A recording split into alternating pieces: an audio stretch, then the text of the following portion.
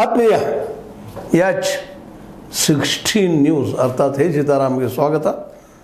ನಾನು ನಿಮ್ಮವ MI ಅಥವಾ ಮಲ್ಲಪ್ಪ ಜೋತಾವರ. ಆತ್ಮೀಯರೇ, BDCC ದಿನಾಲೂ ಒಂದಿಷ್ಟು ನಿಮ್ಮ ಜೊತೆ ಮಾತಾಡಬೇಕು, ಚುನಾವಣೆ ಆಗುವವರೆಗೆ ಅಂತೇಳಿ ನಿರ್ಧಾರ ಮಾಡಿ ಹೋಗ್ತಾ ಇದ್ದೀವಿ.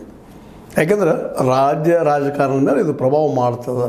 BDCC ಅಥವಾ ಬೆಳಗಾವಿ ರಾಜಕೀಯ ಅನ್ನೋದು ಭಾಳ ಜನ ಮಾತಾಡ್ಕೊಳ್ತಾ ಇದ್ದಾರೆ. ಮತ್ತು ಆಲ್ರೆಡಿ ಅದು ಪ್ರೂವ್ ಆಗಿದೆ. ಸತೀಶ್ ಅವರು ಇವತ್ತು DK ಅವರ ಎದುರು ಬಂದು ನಿಂತಿದ್ದಾರೆ, ನಾನು CM ಆಕಾಂಕ್ಷಿ ಅಂತೇಳಿ. ಹೀಗಾಗಿ ಇವತ್ತು ಎಲ್ಲದ ಒಂದು ಕುತೂಹಲ ಈ BDCC ಬ್ಯಾಂಕ್ ಆಲ್ರೆಡಿ ಗೆದ್ದೇ ಬಿಟ್ಟಿದ್ದೀವಿ ಅನ್ನುವಂಥ ನೆಲೆಯಲ್ಲೇ ನಮ್ಮ ಬಾಲಚಂದ್ರ ಜಾರಕಿಹೊಳಿ ಅವರು, ಸತೀಶ್ ಅವರು 16ರಲ್ಲಿ 12 ನಮ್ಮು ಅಂತೇಳಿದ್ದ ನೆಲೆಯಲ್ಲೇ ಇವತ್ತು ನಿಜವಾಗಿಯೂ ಅಷ್ಟು ಆಗ್ತದನಾ ಅನ್ನುವಂಥ ಒಂದು ಪ್ರಶ್ನೆ ಇವತ್ತು ಮೂಡಲಿಕ್ಕೆ ಶುರುವಾಗಿದೆ. ಯಾಕಂದರೆ ಇತ್ತೀಚೆಗೆ ಒಂದು ಇಂಟರ್ವ್ಯೂದಲ್ಲ ನಮ್ಮ ರಮೇಶ್ ಕತ್ತಿ ಅವರು ಡೆಡ್ ಹಾರ್ಸ್ ನಾನಲ್ಲ ಸತೀಶ್ ಅಂತ ನೇರವಾಗಿ ಆರೋಪ ಮಾಡಿದರು.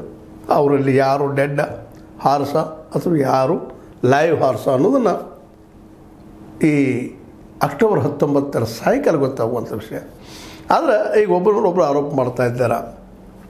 ಆದರೆ ಒಂದು ಸಂತೋಷದ ಡೆವಲಪ್ಮೆಂಟ್ ಅಂದರೆ ಇಬ್ಬರು ಸತೀಶ್ ಅವರಾಗಿರ್ಬೋದು, ಜೊತೆಗೆ ನಮ್ಮ ರಮೇಶ್ ಕತ್ತಿಯವರಾಗಿರ್ಬೋದು, ಅವ್ರ ಹಿಂದೆ ಈ ಪಾಟೀಲ್ ಆಗಿರ್ಬೋದು, ಈ ಸಲ ನಮ್ಮ ಬಾಲಚಂದ್ರ ಜಾರಕಿಹೊಳಿ ಅವರು, ಜೊತೆಗೆ ಜೊಲೆಯವರಾಗಿರ್ಬೋದು, ಇವರೆಲ್ಲರೂ ಚುನಾವಣೆಗೆ ಎಂಟ್ರಿ ಹೊಡಿತಾ ಇದ್ದಾರೆ. ಭಾಳ ಸಂತೋಷ ವಿಷಯ ಇದು. ಕಾಂಪ್ರಮೈಸ್ ಆಗ್ತಾಯಿಲ್ಲ. ರಮೇಶ್ ಕತ್ತಿ ಅವ್ರಿಗೆ ಸ್ಪಷ್ಟವಾಗಿ ಹೇಳಿಬಿಟ್ರು, ನೋಡಪ್ಪ ನಾವು ಅಂತೀನಿ ನೋಡ್ರಿ, ಕಾಂಪ್ರಮೈಸ್ ಇಲ್ಲ, ಏನು ಚುನಾವಣೆ ಜನ ನಿರ್ಧಾರ ಮಾಡಬೇಕು, ಜನ ಬಿಟ್ಟಿದ್ದೀನಿ ನಾನು ಅನ್ನೋಂಥ ಸ್ಪಷ್ಟ ನುಡಿಯನ್ನು ಮಾತಾಡಿಬಿಟ್ರು. ಇದು ಯಾಕೆ ಆಯಿತು ಆಗಬೇಕು ಅನ್ನೋದನ್ನು ಮತ್ತು ಅದೇ ಕಾಲಕ್ಕೆ ಸತೀಶ್ ಅವರ ಸಹಿತ ಅಷ್ಟೇ ಗಂಭೀರವಾಗಿ ನಾವು ಬೇಲಿ ಹಾಕಿಲ್ಲ, ಬರ್ಬೋದು ನೀವು ಯಾರಾದರೂ ಅಂತೇಳಿ. ಅವರು ಹುಕ್ಕೇರಿಗೆ ಹೋದರು, ಸೋತಿರ್ಬೋದು. ಆ ಮಾತು ಬೇರೆ, ಸೋಲು ಗೆಲುವು those are parts of the sports. ಈಗ ಚುನಾವಣೆ ಸ್ಪೋರ್ಟ್ಸ್ದಾಗಿಲ್ಲ. ಇಲ್ಲಿ ಯಾರಿಗಾರು ವೈರಿ ಅಲ್ಲ, ಯಾರಿಗ್ಯಾರು ಇಲ್ಲೇನಪ್ಪ ಅಂದ್ರೆ ದ್ವೇಷಗಳಲ್ಲ.